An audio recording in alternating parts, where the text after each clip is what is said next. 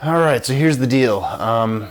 They rebooted Roadhouse, a movie from 1989 that I enjoy, but it's silly. Patrick Swayze, R.I.P. Jake Gyllenhaal is a disgraced UFC fighter who gets hired to clean up Florida Keys bar, and chaos ensues because of the small towniness of it all. It's a real movie with real people in it. Jake Gyllenhaal's a real actor. There are other real actors in it. Made by a real director, written by real writers, and it is what it is. For the purposes of what I'm about to do, I had to watch it twice, and that was way more effort than I thought it was going to be. In addition to that, I wrote down all the plot points, and so we're going to re-break it. If we go up to my chart, we have my chart here. We're gonna re-break this to make it work.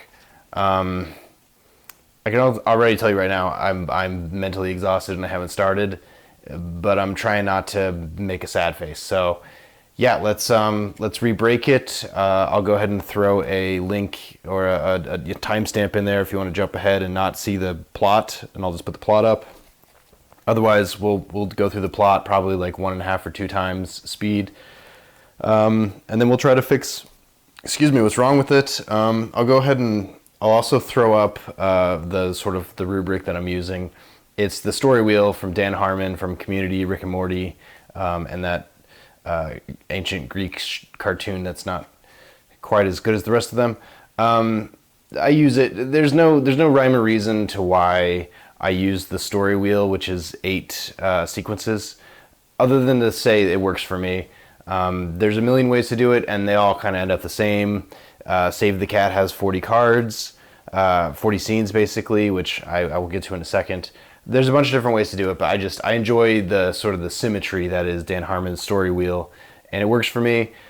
But it's also worth acknowledging that, movies getting made now, it's kind of in better practice to not have some kind of structure, but I like to have the structure because then I can sort of get into the engine bay and start tinkering with stuff. So I start with an outside structure, but really the name of the game is story is king.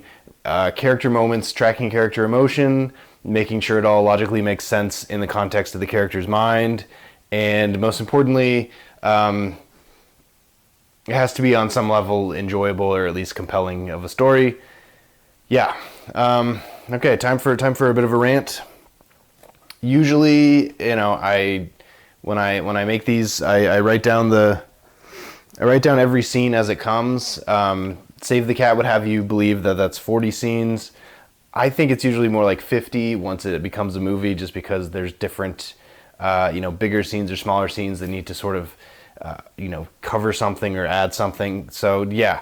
This one has 68 scenes that I counted, and I did fold a couple scenes into themselves, and so it's more like 70 or 75. That's an insane amount of scenes. Excuse me. I got a tickle in my throat. That's how badly I don't want to do this. It's also the middle of the night. So, yeah, this is... I ran out of note cards. I didn't have 70 white note cards, and so I had to cannibalize a few, and that also made me a little bit whiny. So let's get into it. Here we go. Here is the plot for the new Roadhouse movie starring Jake Gyllenhaal and a bunch of people, including Conor McGregor, who smiles like the Enzyte guy from those Comedy Central late night commercials for the first half of his story. So yeah. Okay, here we go.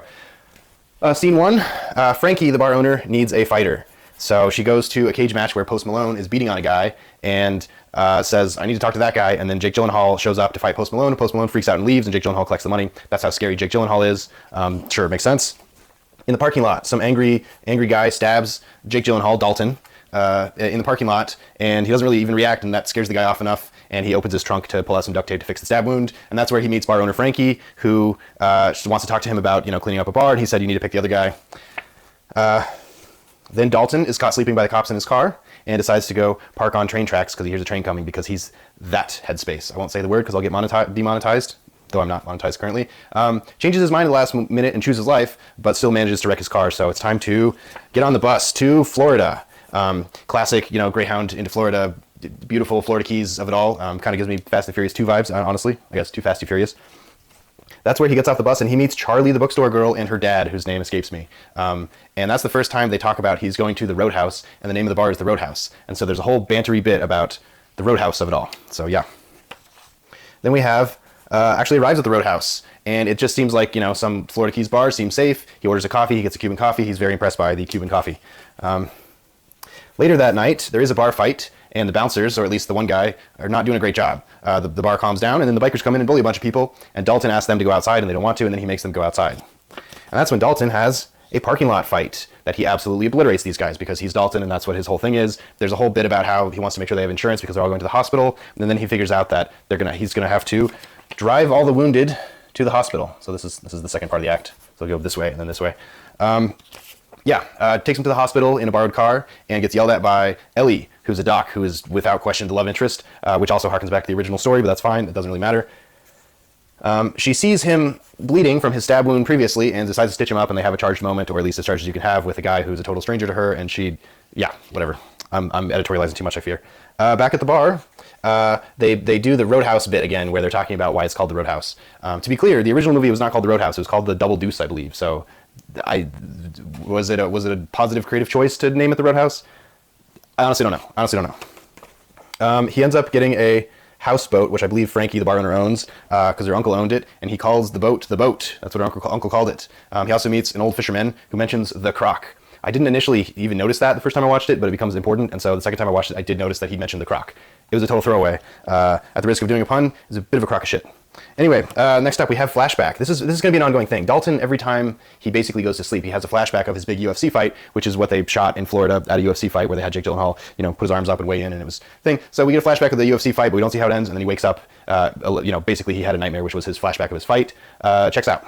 So, next up, one of the bartenders that served him coffee the other day, she brings him breakfast, which is also from the original movie, and mentioned of all the previous guys like Dalton that came and went, and that she's really hoping he stays longer because they tend to get kicked out. Yeah. He on the way to the bar, everybody's saying hi to Dalton. He goes to the bookstore to talk to the girl Charlie again, and they have some awkward banter about how everybody's calling him, Dalton. And they just have, that's another sort of running, I don't want to say gag, because I don't think it was on purpose, but they have a running thing where he and Charlie, this child, have banter, and it is what it is, Charlie sees the biker guys being obnoxious across the street at the gas station, and picks up her bat, and when she opens the door to yell at the guys, they start talking to her, and then they get scared because, sure enough, Dalton's in the doorway, and they're afraid of Dalton because of him beating the tar out of them last night. So, yeah.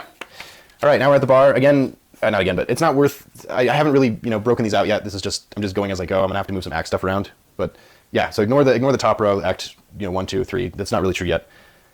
Back at the bar, he asks Frankie, the bar owner, how everybody knows his name, and it's kind of the bit where it's a small town and people talk. I'm not even sure if it gets addressed directly. I think it's just sort of implied. Then we have the fancy yacht, and Ben Brandt is Billy Magnuson, who is kind of an awesome villain because he's just himself.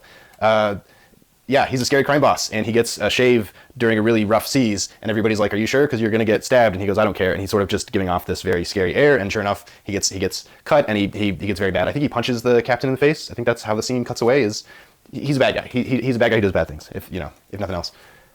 Then we have the bar band, and that's another thing too. This bar, much like the original movie, the band has to sit behind a chain link fence because otherwise you get bottles thrown at you. So the bar band is annoying a drunk guy, and Dalton has his bouncer kid Billy, played by some hot guy that I don't recognize, handle it. And he mostly handles it, except the guy pulls a knife, and Dalton grabs a knife and breaks the guy's hand and bounces him. And that will not be the last hand that Dalton breaks in this story, just so we're clear. But Billy is impressed by Dalton because he's Dalton is the dad Billy never had, kind of a thing. Now we have a montage of Dalton working out on his houseboat, doing pull-ups, doing I don't know what else, push-ups, I guess. He doesn't really have anywhere to jog because his boat is literally a double-wide trailer. So, yeah. Although the entire place is beach, so I guess he could just run on the beach if he wanted to. Maybe they didn't have the budget for that, who's to say? He runs into a guy who's friends with Billy the Bouncer and offers the guy a job. I genuinely, the first time I watched this movie, was not aware that guy didn't work at the bar. He was just a friend, and now he's a bouncer, just like Billy is. Okay. Another montage of bar fights and bouncing people. It's fun. It's kind of short, but it's it's what you came to see the movie for. It really is. Also, Dalton takes a drunk guy's keys because the drunk guy wants to drive home, and in the parking lot, it's because it's nighttime. The bikers are at the other end of the parking lot looking menacing, as bikers who are afraid of Dalton do. We have another flashback, and it's the same UFC fight night, assuming this is a dream. I think at least the first 2/3 of the shots in this flashback are shot for shot the other flashback. Times is tough. That's all, you know. And then he wakes up. He wakes up because that's what he does. He has nightmares and he wakes up. All right, moving on. He's at breakfast and he banters with Dr. Ellie because she just is around, and it's strongly implied that she's one of the permanent people here too. Even though it's referenced multiple times that the hospital is 25 minutes away, so she drove 25 minutes to bump into him at breakfast. I think I'm reading too much into this. Anyway, moving on. Another bar band plays. Fun. Dalton decides at the end of the night to walk home, even though a bunch of people offer him a ride. He's good. That's only there because as he's on the bridge, he almost gets run over by a drunk driver. And the pickup ends up falling off the bridge after the couple climbs out. And it was weird. And he ends up jumping off the bridge or falling off the bridge, and then the truck almost landing on him. So he swims away and ends up going back to his boat to find that drunk guy was actually a bad guy waiting for him at his own boat. They fight inside the boat. He complains about how he wanted it to look like an accident. Now he can't. I just saw myself in it. I need to work on this. That's upsetting. They have a fight. He throws the guy through the window of the houseboat into the water, and then when he's about to rescue the guy, a croc eats the guy. And it's played straight. It seems like Dalton genuinely didn't know that the croc that had been mentioned by the old guy was there. The croc ate the guy. Dalton seems surprised by this. I would argue the guy was definitely surprised by this. Anyway. Police boat search for the bad guy's body in the morning as Dalton chats with the fisherman about why does everybody care about this place so much. The fisherman says it's probably drugs. What would he know, though? He's just a fisherman who knows about crocs. And the best line of the movie by far, and I had to write it down, and Dalton's like, drugs, really? And the fisherman goes, why do you think they call it the keys? I don't know what that's in reference to. Because you put drugs, you put cocaine on a key? Is that what, or it's the key to the... I don't know. If that's a turn of phrase, I would love to hear from people because I've never heard that in that context ever. I was more confused by anything, but he said it so wisely. Maybe it's a thing. I suspect not. Anyway, moving on. Dalton's at the bookstore with Charlie because she has the internet at an old computer, and they're researching why everybody wants the roadhouse. They're talking about land. They're talking about, that's about it. They're not very good sleuths, but Charlie has decided this is not just a Western, like she thought at the beginning, where he's the cowboy coming in to clear out the town, but in fact, it's more like a thriller Western. Yeah, okay, sure. As he's walking away out in the parking lot, a lot of this story takes place in parking lots, if that wasn't clear, a guy shows his gun in his waistband and says, the boss wants to talk to you, and Dalton says, I don't care, and walks up to the guy and breaks the guy's hand and takes his gun apart and says, if his boss wants to talk to me, he can find me, and then he asks what the boss's name is, and it's whatever I said earlier. His name is Billy something? I lost it. It'll come back. I've written it several times, so it's around. Dalton then goes ask Frankie why everybody is terrorizing the roadhouse for months, because Frankie lets it slip that this has been happening for months, and so he's on the case now. He's figured out that there is a conspiracy here. Yeah, that's what good bartenders do, is they unfurl the conspiracy theory. Frankie is not very forthcoming. Foreshadowing. Moving on. On the fancy boat, there it is, Ben Brandt. That's the guy who wanted to talk. Ben Brandt. We see Ben Brandt's big real estate plan, because even though Dalton's not going to figure this out for a while, it's important for us to understand that this whole thing was just a play for developing big fancy condos, and the roadhouse is blocking that. Also, Ben Brandt's daddy, who appears to be the real boss from jail, calls, and he gets mad and throws his phone and then tells one of his cronies to go swimming and go after his phone, because that's what bad guys be doing. Then we have Knox. Conor McGregor takes a phone call, presumably from daddy in jail, and he's in Italy, and he's naked, and it's implied that he was just sleeping with a married woman whose husband came home, and he's just kind of chaotic. There's a bit where he burns down a bodega, but it's played for laughs because you don't see him do it, and he steals clothes, and he knocks people out, and he's smiling. I've said this, but I gotta make sure I work this in as many times as I can. He smiles like the Enzyte guy from those old commercials on Comedy Central. I'm not kidding.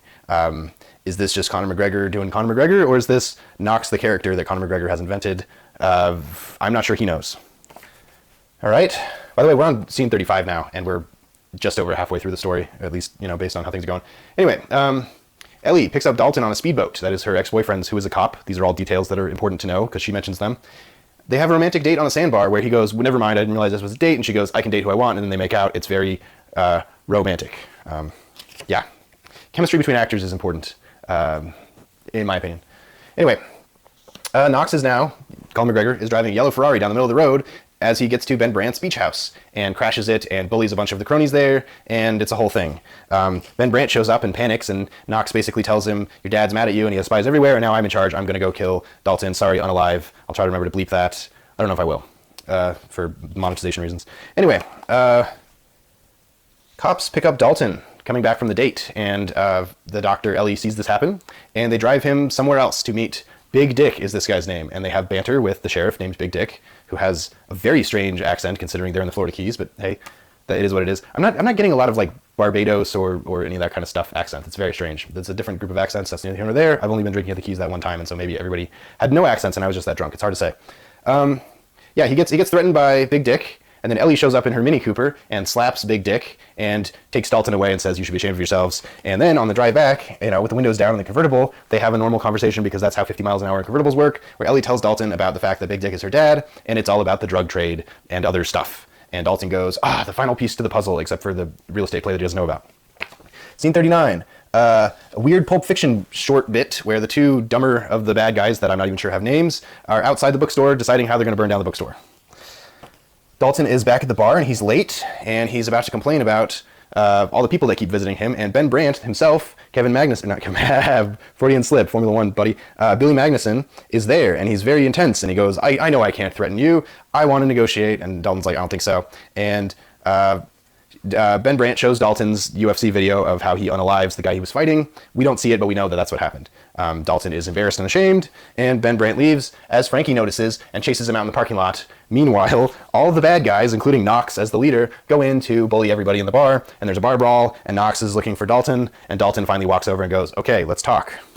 And then there's a big fight between Knox and Dalton, and it is what it is. I think it's worth mentioning how much CGI debris is flying through the air, because it's not a small amount. It's sort of, somewhere between Star Trek The Next Generation and I'd say like the Mummy 3 level of CGI, not the Mummy 2. So anyway, Dalton loses the fight and is bounced by Knox. And fortunately, cops do show up because Frankie had been, not Frankie, that's wrong. It's not Frankie, it's the other, there's so many people in this. Ellie's ex. She's on the phone with her ex-cop boyfriend saying, I need you to get cops here. And he said, fine, I got as many as I could, which was 2. This is only mentioned by me because this, again, is a plot point. Yeah.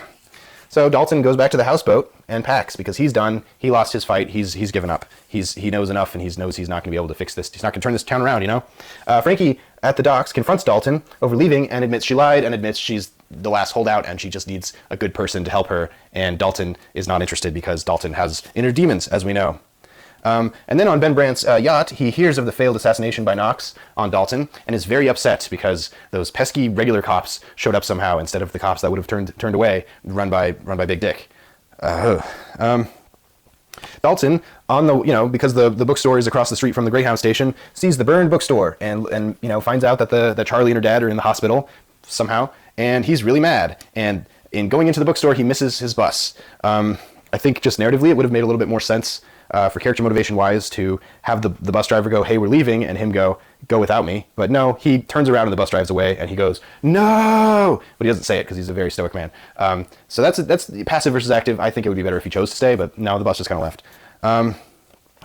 Dalton then walks in the night to Ben Brandt's abandoned house where just one of the cronies is hanging out, and the crony tries to banter with him and he punches him in the throat and says, hey, I've just punched you in your throat, you're going to unalive very soon, I'm going to push you in the pool, and then I'm going to use your body because I've been pushed too far, I am now a super evil good guy. Bit of a tonal switch in my opinion, considering the first unalive was just an accident with a croc where he was defending himself, and you can even argue the YouTube video of him punching that guy, that was mostly an accident, but this was definitely like Liam Neeson Taken level insidiousness. It kind of comes out of nowhere. I don't know. Moving on. We gotta get through this. The Broad City guy, who I haven't mentioned because that's how small his role is, he's basically played for laughs, sees Dalton carrying the body of the guy that just drowned out to a truck, and he goes, hey man, I'm not part of this, and he goes, tell me what you know, and he goes, there's a secret meeting happening at 5 a.m. today, good luck, I'm gonna go drive away, you've already broken my arm, so we're cool. And that's what happens. You see Dalton getting ice, and then you see another flashback of what really happened, and Dalton unaliving that guy by punching him too many times.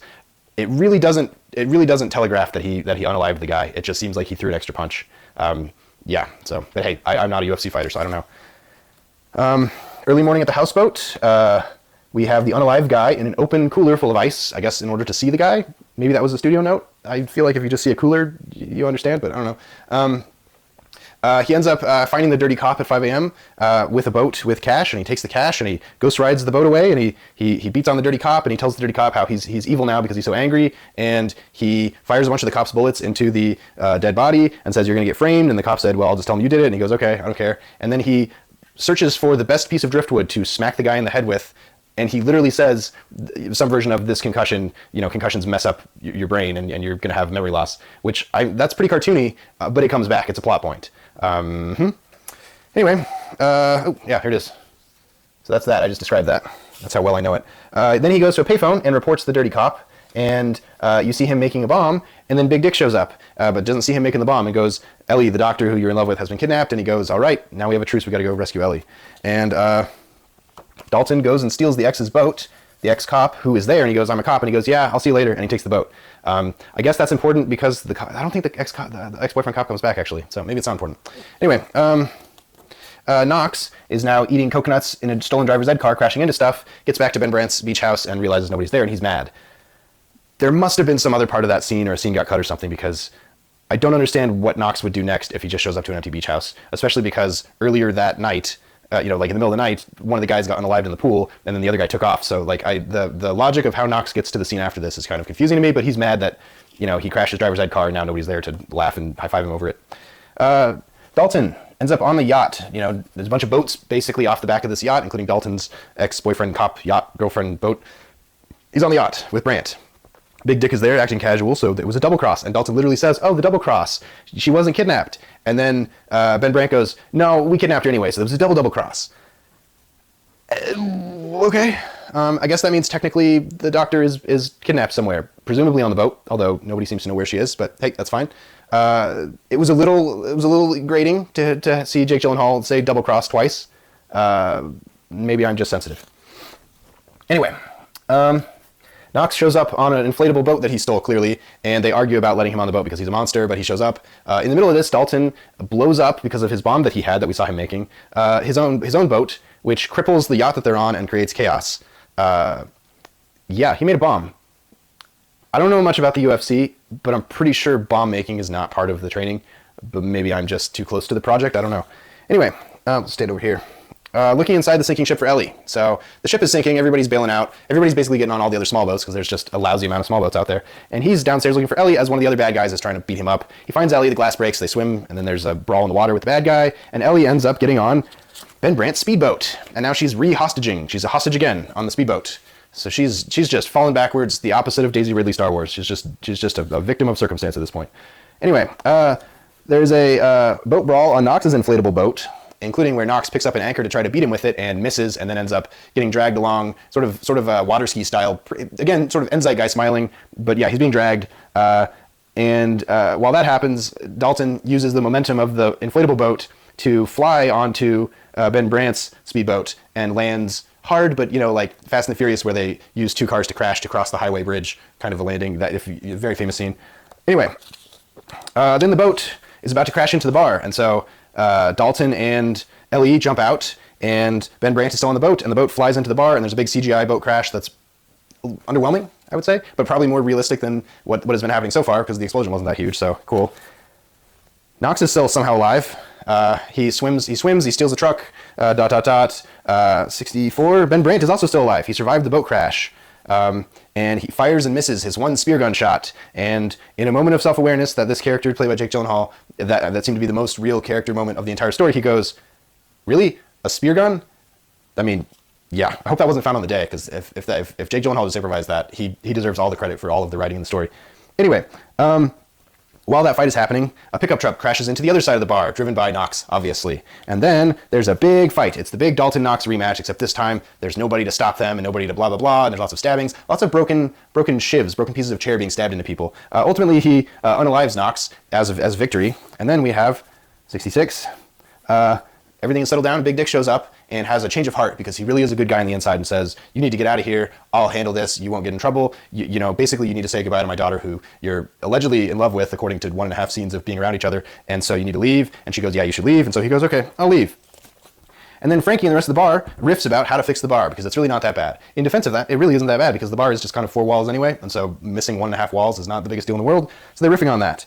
And Dalton, in front of the bookstore where the Greyhound stop is, sees them fixing the bookstore. Charlie the girl comes out and says, what did I say here? Yeah, they banters with Charlie, and she says, you're the hero, and he goes, I'm not the hero, have a good life, blah, blah, blah. And then her dad secretly finds the money and is really excited, and so Dalton is sort of a secret hero as he gets on the Greyhound. That's the story. That is the story of Roadhouse, the reboot. Oh my goodness. Okay. It is what, oh, it's also very much sideways. I guess that's because it is what it is. Okay, let's try to find some stuff. We know the start is the upper left, so we're gonna go that. So in theory, that's Act 1, that's 2A, that's 2B, that's 2C, more or less, but let's see here. Let's try to find the end of Act 1 going into the new world. I think that's the first thing we need to do. Actually, let's find the midpoint, because we already know where the end is. The end is all the way down here. Here's the end. I'll just put the end right there, so we know that's the end. We'll find the low point too, but we need to find probably the midpoint first, I think. To be fair, this is a very long, very slow movie, and it was way slower the second time watching it. I think, let's see here. The real estate plan, Frankie, why is everybody terrorizing? Bookstore. The drug trade, Dalton's Bark, Franz Dalton. I'd say, I don't know. I'd say the low point is probably Dalton packs to leave, which is about right here, I'd say. You know? Yeah, I'd say that, yeah, because it does feel like a really overstuffed finale. I'd say that's approximately right. So the midpoint has to be before that. Well, let's see here. Drugs, bookstore, boss wants to talk to you, why is everybody terrorizing? Maybe when Knox shows up, so Daddy calls, so maybe, oh, that's the wrong one. Maybe midpoint is right there. I don't like that, because usually it's very good to have a midpoint be a big, you know, into a new universe kind of a thing, and that's definitely not what that is right now. But let's try to find end of Act 1. So this will be going into the new world. It could be the bartender bringing Dalton breakfast because now he's being accepted into the story. Maybe it's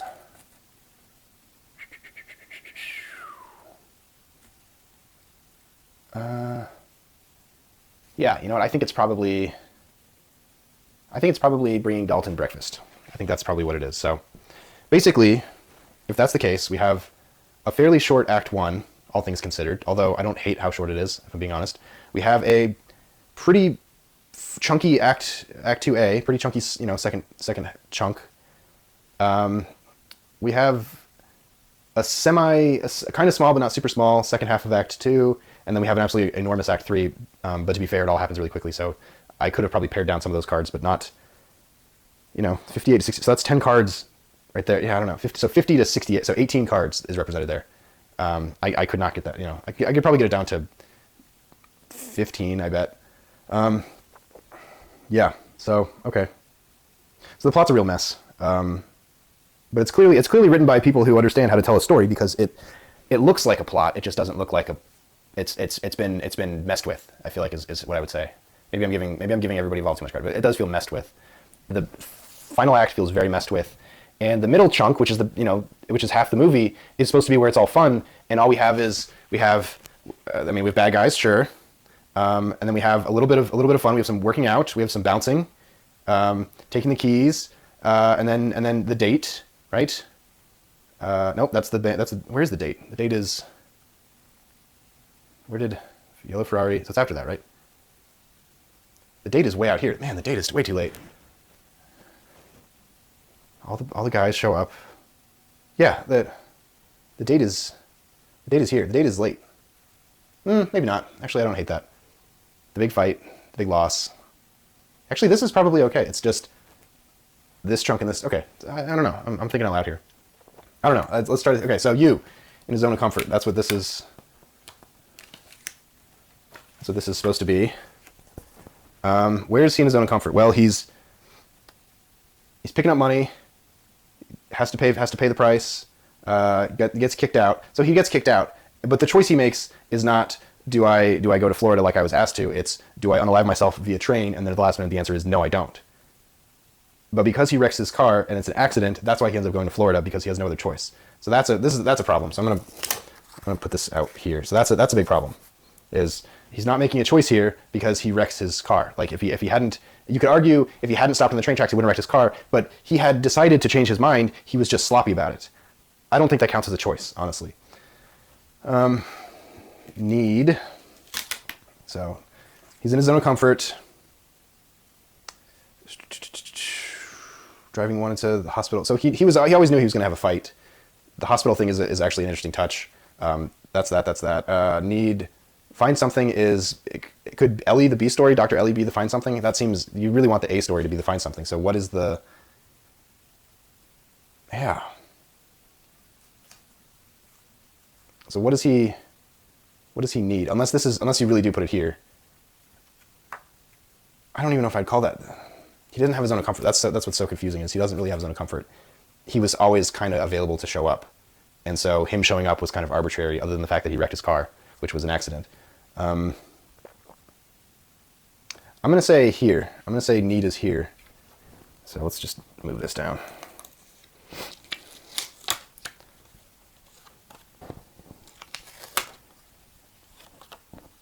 I can tell my brain is tired, but I've also seen this and written it enough times that I kind of like, I'm in that, I'm too close to it now where I'm accepting all of it for what it is instead of thinking critically about it, which is not a great headspace to be in, but to be fair, I'm annoyed enough that I'm probably going to get through it anyway.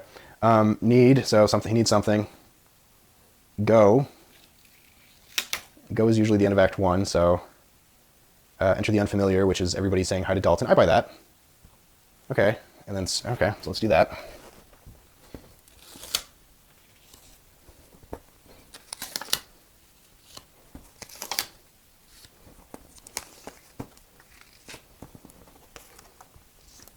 I buy that. And then search, so enter the unfamiliar, and then search is adapts to the unfamiliar. And so that would be the,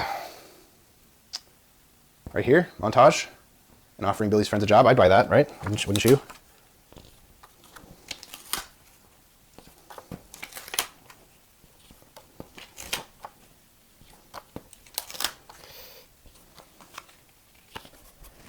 Okay, and then find what they were looking for, find what they wanted. We'll have to talk about what they wanted later, but search, so midpoint is find. Find is usually the top of this, so he found what he wanted, which was, well, now he's going to look for what he wants, which is it's the whole, for him it's the mystery, which is the, why this place. But a lot of this is this, I want to say B story. I guess the Doctor is a C story, because the B story is supposed to be Colin McGregor's character Knox, really. Although he might even be like a D story, because he's only in it a few times. I don't know. He's a major rival, though. That's what's so confusing. But he shows up. He's the major rival to the whole story, and he shows up like halfway through the movie. But to be fair, they probably wanted to put Colin McGregor in it more, and they figured out that that's difficult for reasons. Take, so now they pay the price. So the drug trade and the pay the price. So yeah, so I'd say probably pay the prices right there, maybe. So he learns about it, and then he learns about the bookstore. I'd say that's probably a take. I don't know why I'm overthinking this, because it doesn't really matter ultimately. Let's see here, return. Got to go back to the start, which is obviously, he's done. So that's usually after the low point is Pax to leave, confronts Dalton about leading, and she lies. Yeah, so the low, well, I don't know if maybe the bookstore being burned is the low point, because he misses his bus. Yeah, I'd say that's the low point. So that will be the return. Oh my god, even more stuff in Act 3. Okay, here we go. And then change, but this is all action, so it's like, is this even going to fit? Yeah, I think he shows up at the boat, right? Meets all the bad guys at the yacht. Okay, so yeah, once you start dissecting a little bit, there is a story in here. It's just been mutated so crazy. Okay, so we don't really have a traditional U because he's a weirdo vagrant. Wants to off himself. Okay, shows up at a new place and meets everybody, but he's not really committed to it. But he needs something, which for him I guess is purpose. End of that act, we go into this new world, the unfamiliar, which is this this world of the bar. I guess I really want to put the end of the act right there, but that's not how it works. That's not how the movie is set up. Adapt to it. It's just fat in weird spots, because it should go you, need, go, search, find, take, return, change. Very frustrating. I don't necessarily think I'm going to get any more good insights by trying to squeeze this Frankenstein story into the shape of a traditional story, even though it's definitely traditionally told. Like they definitely it was originally set up as a traditional story, without question. Let me pull out all the. Let me pull out all the times he doesn't, like, a thing happens where he doesn't make the choice himself, but it just happens to him, because we have a bunch of those. So he wrecks his car, so that's one. So that yeah. So we'll pull that out. He wrecks his car. Let's see what else. Something happens to him. There's other stuff. Let's see here. The stab wound I kind of buy, even though he didn't do the stab wound. He was responsible for driving the wounded to the hospital and then got yelled at, so he was both a good guy and a bad guy, and a good guy and a bad guy, so that's actually an interesting dynamic that wasn't in the first movie. Also all these flashbacks, I forgot about that. I'm going to circle these two because they're really, really not satisfying, and I remember when they were shooting it. The awkward banter at the bar, knows his name. Working out on the houseboat, offers the bouncer job. This stuck out to me as just nuts. That didn't make any sense. None of that tracked. Why this exists is unclear to me. We didn't need that scene other than we needed him to look like a good guy.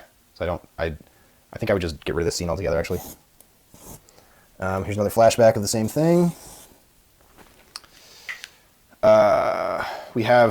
He runs into Ellie at breakfast, so he doesn't really have control over that. That just happens. He doesn't seek her out, which makes the whole, like, her picking him up on the boat thing. She's kind of pursuing him. I wouldn't say she's stalking him, but she's certainly pursuing him. Again, this is the same thing. This is the Dalton walks home thing. Why did we need this? There's nothing. Both of these scenes are the same thing. They could have been shot the same night. Honestly, he's just in the parking lot. There's no. Well, it is the same thing. I realize it's a continuation. Never mind. Just ignore what I have to say. No, they are different. They are different. Because this is the one that. Yeah. Okay. Never mind. This is really awkward, and makes very little sense. And then the falling off the bridge part especially makes no sense. So he. Again, it just happens to him. Like he doesn't do anything. He just swims away. He doesn't try to figure out who it was. It just happens to him.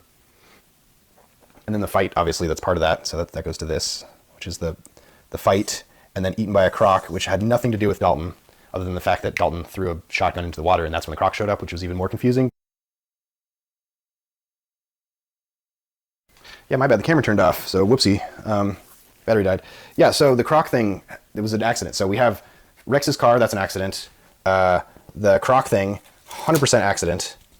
Runs into Ellie at breakfast. I'd say, if we're being, like, really, if we're cool with it, she's following him around. We won't call that an accident, but I feel like that's giving her a lot of credit. Or giving him a lot of credit. Researching why everybody wants the Roadhouse. Him researching it bumps me because it's not really established how stupid he is. He doesn't seem stupid, but it seems really obvious that it's definitely just generic crime. And so the fact that he can't figure it out, and the fact that Charlie, that he has this very strange banter with, who's a child, also can't figure it out, it bumps me because it doesn't make sense. And I think it's an issue of we don't know how stupid he is, and or if everybody's willfully lying to him, because we figure out the owner of the bar, Frankie, is. So yeah, that's weird. The guy with the gun scene, what use is it? Nothing happens. So, yeah, maybe there was an additional scene where he goes, "What do you mean he doesn't want to meet me?" But we don't have that, so I don't think there's any use for this scene because he just maims another guy for no reason, and all he does is find out the guy's name, which he was going to find out the guy's name anyway. So that's useless. Ask Frankie why everybody's been terrorizing the Roadhouse for months. This got undersold big time because she knows she's holding a lie, but we don't know. We're not close enough to Frankie for that lie to be actually useful. Get out of here, bug. Ben Brandt's real estate plans. We do have the two things are happening in the scene simultaneously, and I feel like that should be one, even though I like the idea that scenes. Get out of here, bug. I got him. Got the bug that time. I like it when scenes do multiple things because that's how TV works. You gotta squeeze in what you can, but it's working against itself in this one. Yeah. So I don't know. Then Knox shows up, and he's a completely different entity altogether. I don't know how I feel about that. Although he's probably the most interesting part of the whole movie by far. I have to say, Colin McGregor's character Knox is, as much as he is a cartoon character, he's interesting. The Dalton is not interesting. The Doc is not interesting. None of the cops are interesting. The Frankie, the bar owner, is not interesting. The bartender girl who gives him breakfast is far more interesting than the rest of them. Even the bouncer kid, the handsome guy. So it's crazy that weirdest bad guy intro ever, but he's interesting, which is insane. I understand why the romantic sandbar date happened, but it is, like, again, it's something he had no control over. He didn't know what was going to happen. And so he does almost have a character moment where he goes, "I don't want to do this," and then he changes his mind and they make out. So it's like, yeah. I don't hate this because this is part of Knox showing up. So I'm actually pretty okay with that. Dalton gets arrested and goes to talk to Big Dick, and then Ellie catches them. I don't know.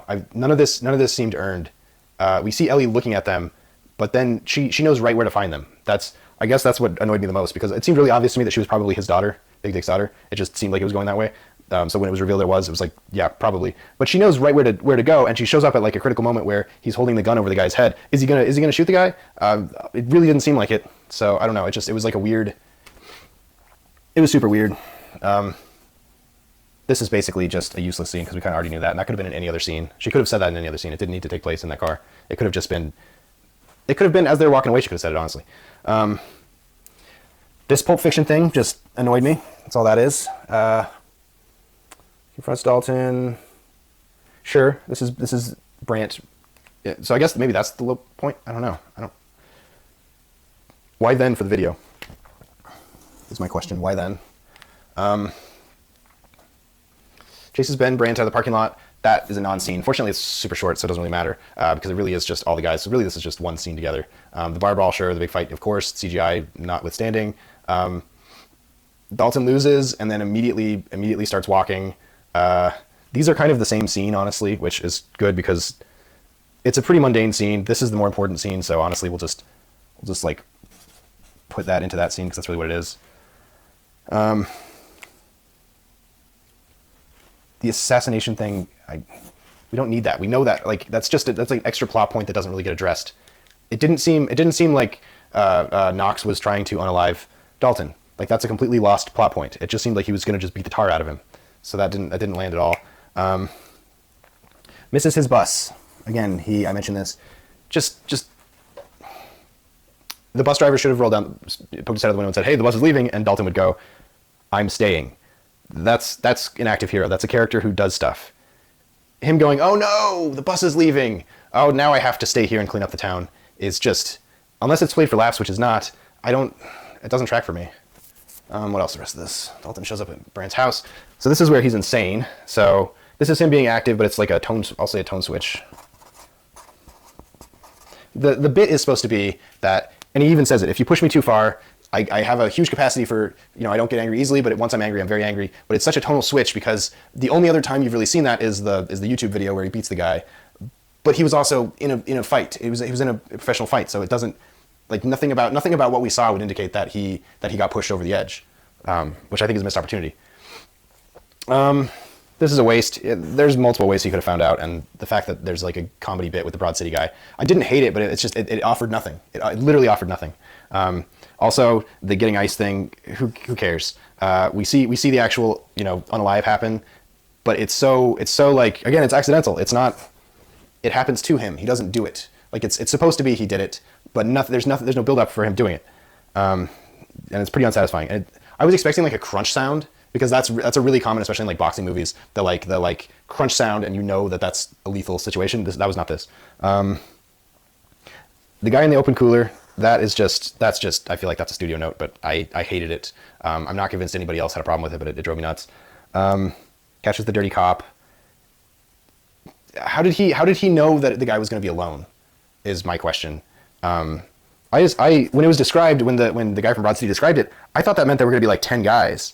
And it was just the one cop. I think he did see other people talking with like a helicopter, but so was the bit he waited for the one cop to be alone? Because I didn't get that at all. That had to have been the bit. Puts bullets in the guy that's already unalive, and then knocks out the cop. Oh, and there's a bit he talks about concussions mess up your memory. But then the very next scene, it's mentioned that the guy remembered what he said because he told him a bunch of stuff. And so and Dalton goes, "Oh, I guess the memory thing didn't work. The memory trick didn't work." And I was like, "Were you really counting on that?" That definitely works into the narrative that you're a very stupid person, but like we don't have enough of those stupid person moments for that to really land. So I don't know if he's stupid enough. Steals the boat, and it's a conversation. We know that that's not his boat. He could have just taken it. So I'm not convinced that scene needed to happen, other than it was probably a producer's boat and he wanted to show his boat off. That's my guess. Knox's whole thing where he shows up to an empty house doesn't make any sense to me. I could see him showing up via boat just because somebody had told him, but him just showing up and then figuring it out, I feel like makes less sense than him just showing up conveniently at a bad moment because he's just tyrannical and chaos, whereas he has to like show up to an empty house first. I feel like that's too much logic, ironically. blowing up the boat.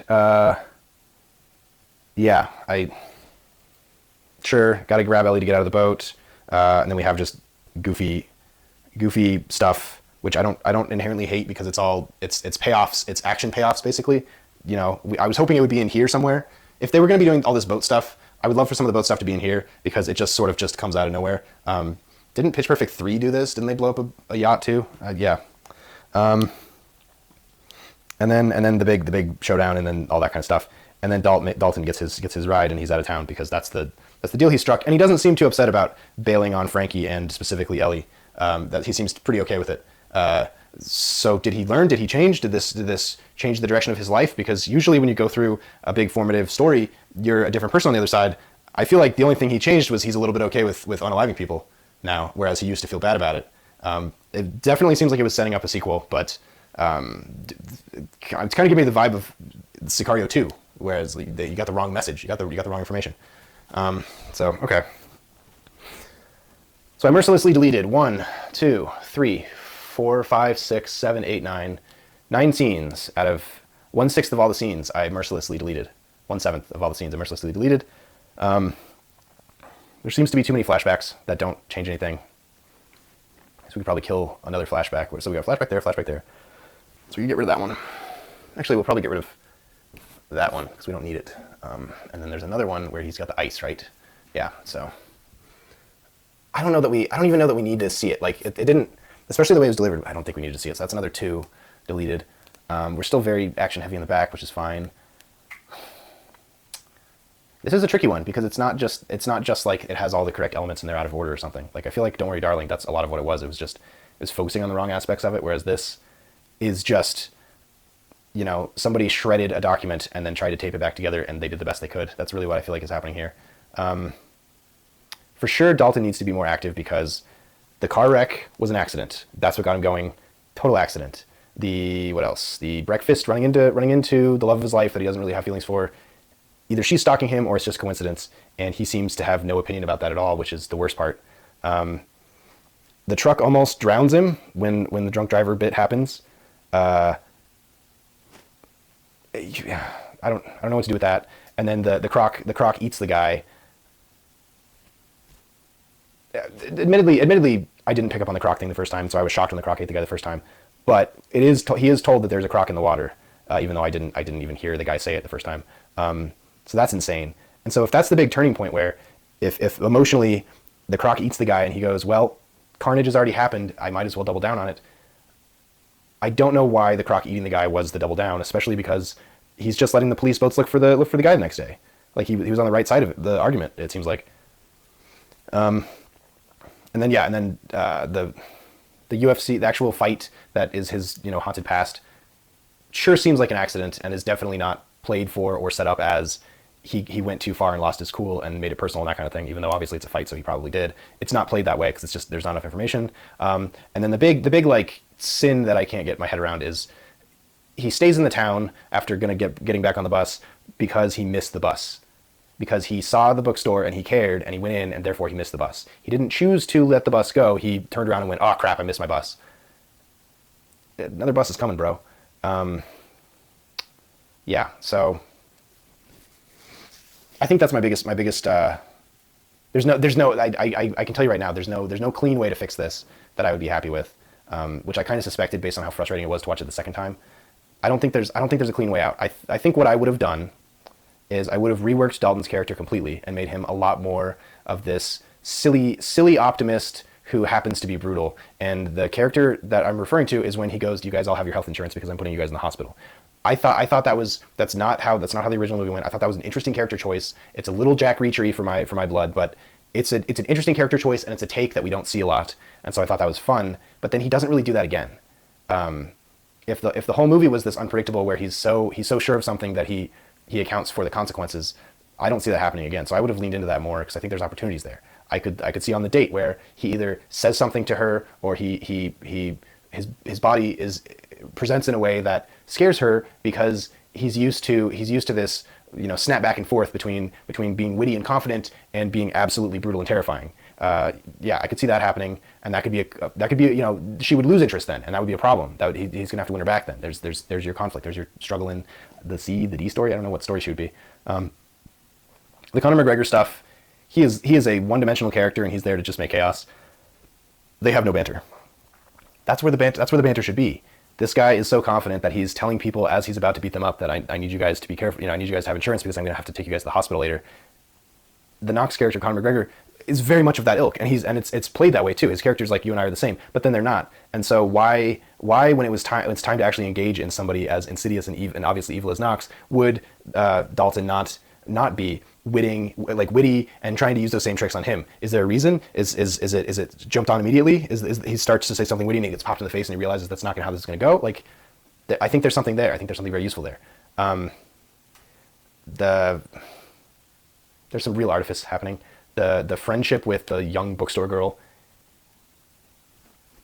I found creepy, but that's definitely a 1980s era sort of kind of relationship. I'm not justifying that because I think that moment in time shouldn't have existed to begin with, but I found it creepy.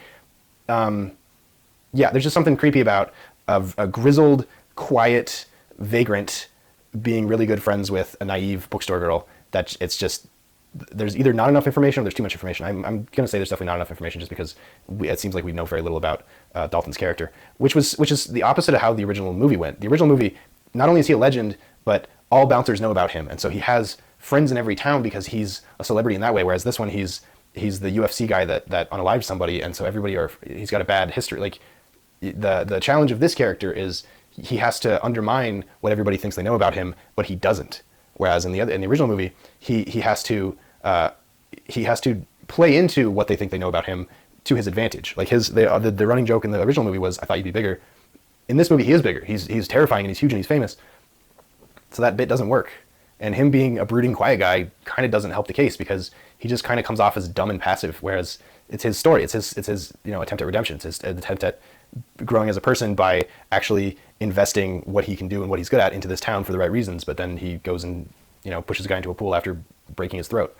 Yeah. So if I were to do this, if somebody were to hand me this script and say, "This needs to be in production in 6 months and it needs to make its money back. What can you do?"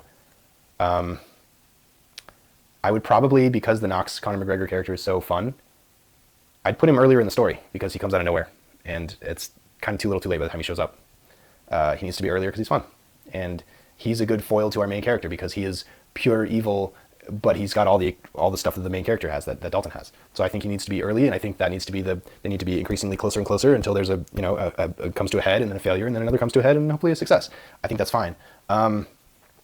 The dating the doc, which did come out of the first movie, it feels absolutely artificial. And if nothing else, she's just like a MacGuffin for him to hang around with because she's connected to everybody in the story. Frankie the bartender for the same reason. These girls are hilarious. These women are hilariously underwritten, which is crazy because one of the other main characters that our main character connects with is the little girl, which is the creepiest of all of it.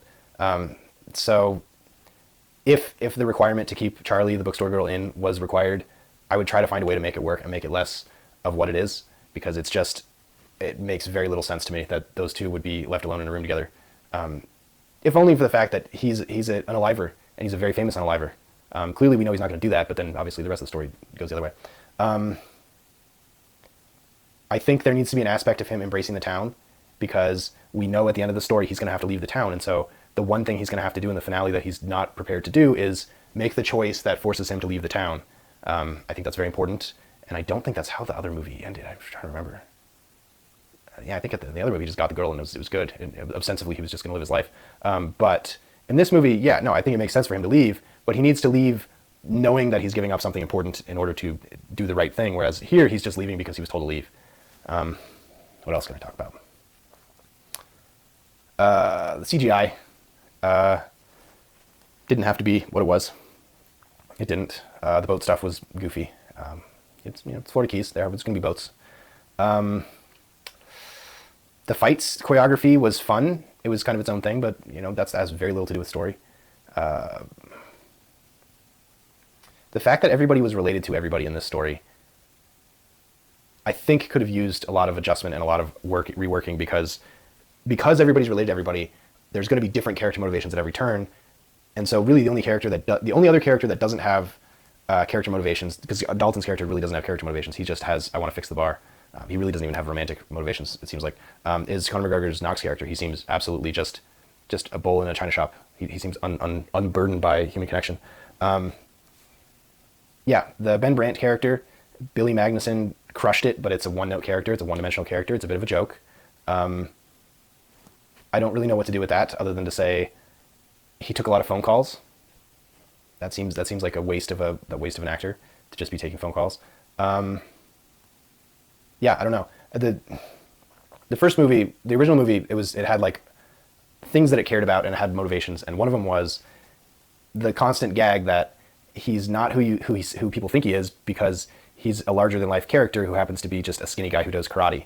And his impressiveness is how he handles himself.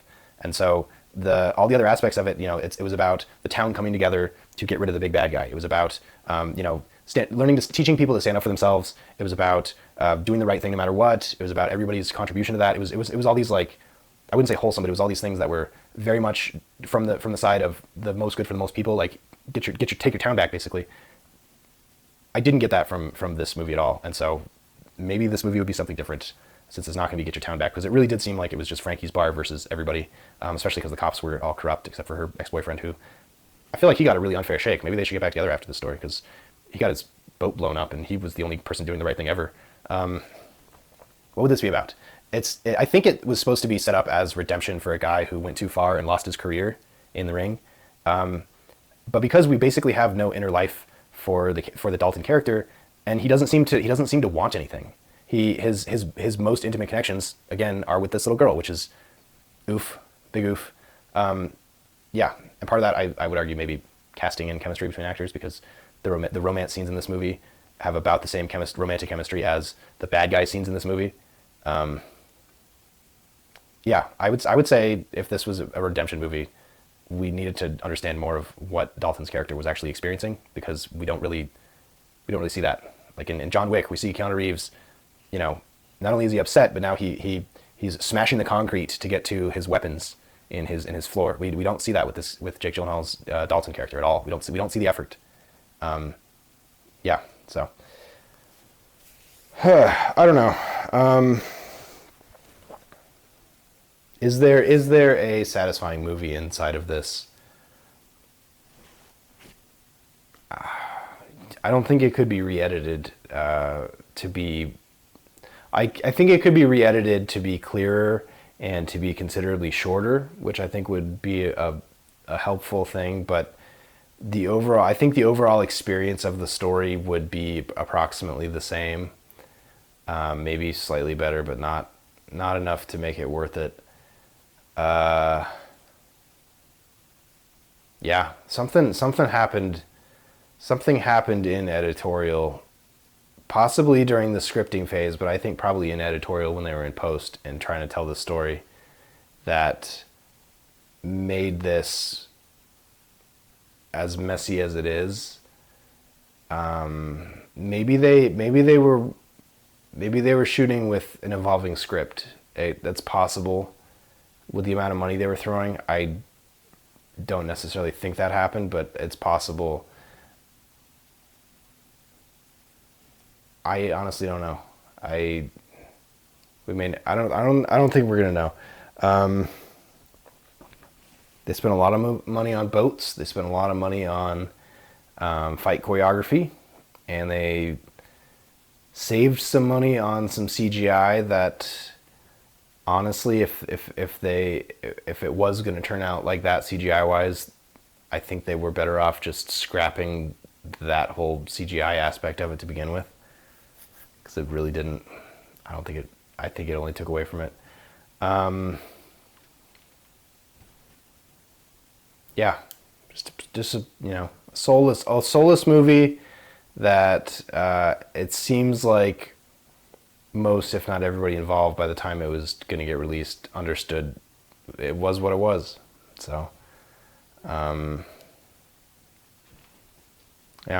all right, that's what it is. We've gone through it. Like, share, subscribe. Catch you in the next one.